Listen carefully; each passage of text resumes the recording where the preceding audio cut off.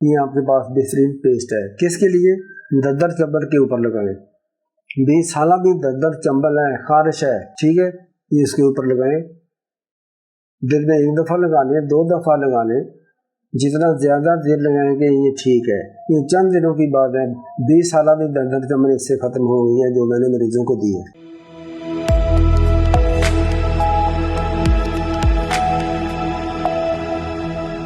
अस्सलाम वालेकुम वरहमतुल्लाहि वबरकातुहू। सनूनक या कुल्फ़ा, जिसका बयान मैंने पहले किया है, ये बहुत आला चीज़ है, दर्दर चंबल के लिए बेहतरीन चीज़ है।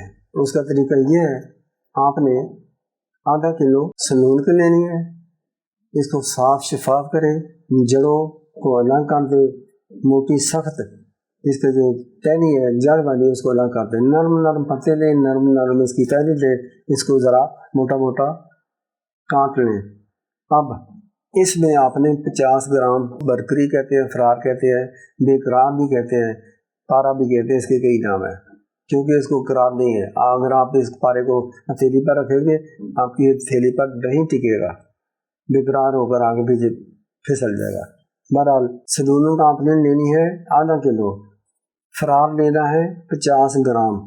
इसको आप खूब, मैं तो पहले जब ग्राइंडर नहीं होते थे बड़े बड़े काफ़ी दिन घोटता रहता था, काफ़ी दिन। ये मिक्स नहीं जल्दी होता ये दोनों चीज़ें। इसका ये होता है कि अगर ये आपस में मिक्स ना हो तो इसकी चमक बाकी रहती है, ये नज़र आता है। अब ग्राइंडर चले हुए हैं, जग वाले ग्राइंडर हैं पानी वाले, उनके अंदर ये चीज़ डालें, खूब बारीक करें, खूब, जो आप सारा दिन घोटते रहते थे ये चंद मिनटों की बात है, ठीक है। बिला मुबालगा इसको बहुत घोटे, बहुत बारीक करें। अब ये पेस्ट बन गया है, ठीक है। अब ये पेस्ट बन गया है, बाद में आकर प्लेट में देखेंगे चमक तो नहीं है किसी चीज़ की, इसका ज़रात तो नहीं आते नज़र पारे के।